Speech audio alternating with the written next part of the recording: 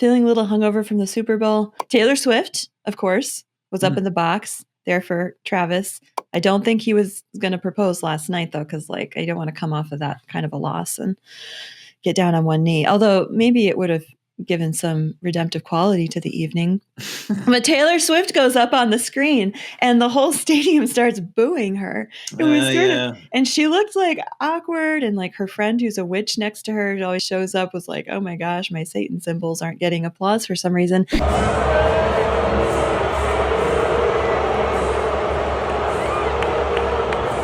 And then, of course, the camera cuts to Donald Trump.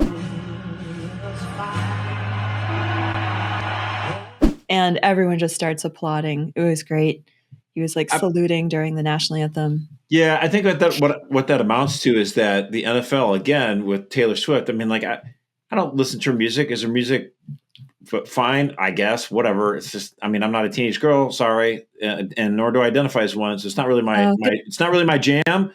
But if you want to listen to it, fine. If she wants to go to some games, fine. But the way the NFL and the broadcasters, for every time she was there, is like, and here's Taylor Swift, here's Taylor Swift. I'm like, most people who watch sports don't really give a rip about the girl. Show her once, fine, whatever, like you would any celebrity, but stop shoving it in our faces all the dang time. And so when they put her on the screen, people are so sick of her, screw you. Because the person who's spending $3,000 to go to the Super Bowl game, it's not really a Swiftie, okay? And then when they put Trump on the screen, it's not that they're loving him so much, which a lot of them are. It's that they're want to reemphasize how much they didn't like how Taylor Swift is being shoved in our faces all the time. Mm-hmm. So it's not really even against her per se. It's just enough of this already. Yeah. Oh my gosh. Average ticket $5,000. Oh my. Okay. Yeah. Even more than I thought. Yeah.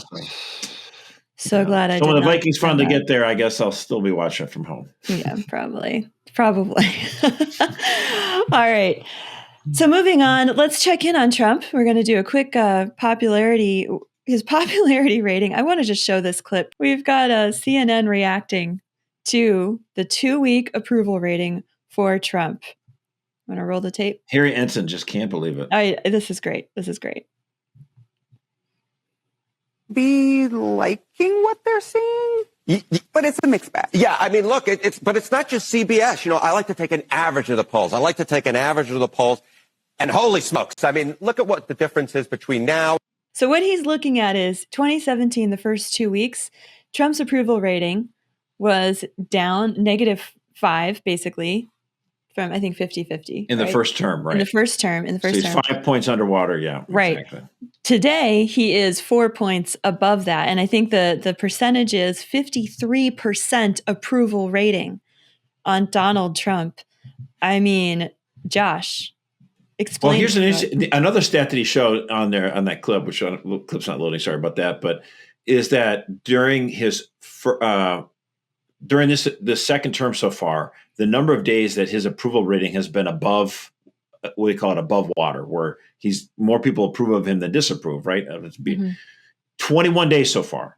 So literally every day of his term, he's been above water, above approval rating, right?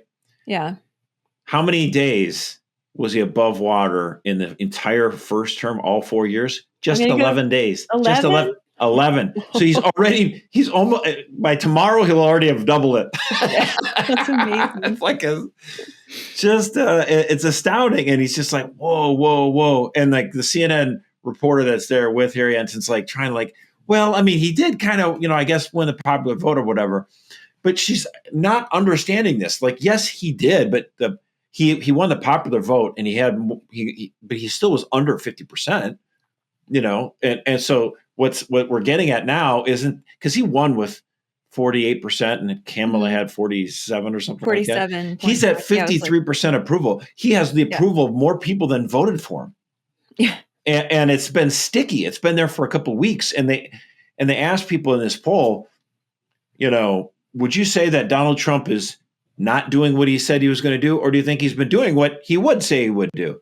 And it was 70-30. Yeah, he's doing what we thought he would, he campaigned on. We like this.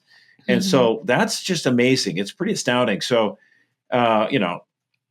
Donald Trump, and I give a lot of credit to his chief of staff, Susie Wiles.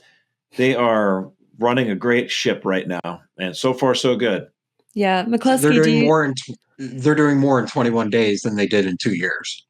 It's incredible. Because I do think that's driving a lot of the popularity, especially because we had 4 years of a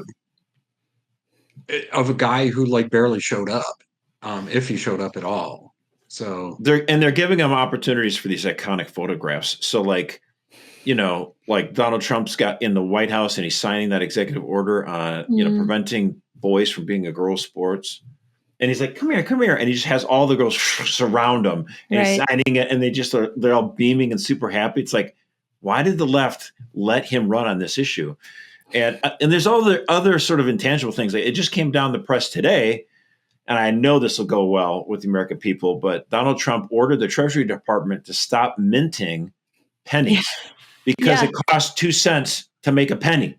So like, this doesn't make any sense. It's emblematic of government waste and inefficiency. And when things like this have been highlighted over the decades, because it's been like this the entire 21st century where it's been too expensive, people just throw up their hands like, but no one can do anything about it.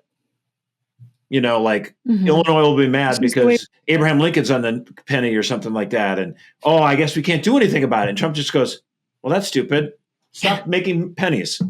There, done. And people are just like, oh, thank you. Like someone is awake here. Yeah. In one of the meetings I've been going to for decades now, I think, there is a group that their sole thing is getting rid of the penny. And I want to, at the next meeting, if I see him, he's an older gentleman, I just want to ask him, like, what are you going to do now? Yeah. He's coming for the nickel now. I'm just kidding. Lord, now you let your servant go in peace. Your word has been fulfilled. It's ready to go. Yeah, I mean, McCluskey, do you see this approval level being sustainable? Are we gonna come down from this? Is he gonna get even more popular? I mean, you've been around the block on the Hill. What do you see as the future for this?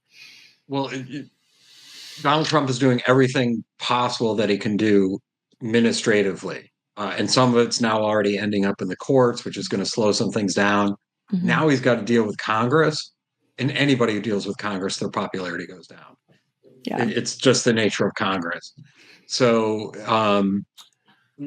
probably once Congress starts messing things up, like stuff on the few things they can pass, like the reconciliation bill and things along those lines, I think you'll see probably the popularity going down. But if he gets it passed, Tom, if he actually gets a tax cut passed, American people will like that.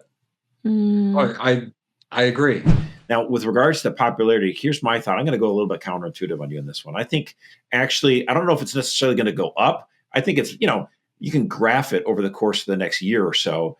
And, whatever, it might go ups and downs. But overall, I think it's going to still be kind of like in this good spot where he'll have a decent amount of support above where he was elected. Now, I don't know if he'll be able to add 10 points to it necessarily, just because we're a very polarized society right now. But if given the policies he's putting in place with untapping, energy, tapping into energy and, bringing regulations down, I do think we're going to have an effect where the economy is going to start to lift up again. I do think prices will kind of regulate a little bit and off of their, inflation comes down, the rate, anyway. Right. So overall, I think Americans will be like, yeah, this is better. I like it.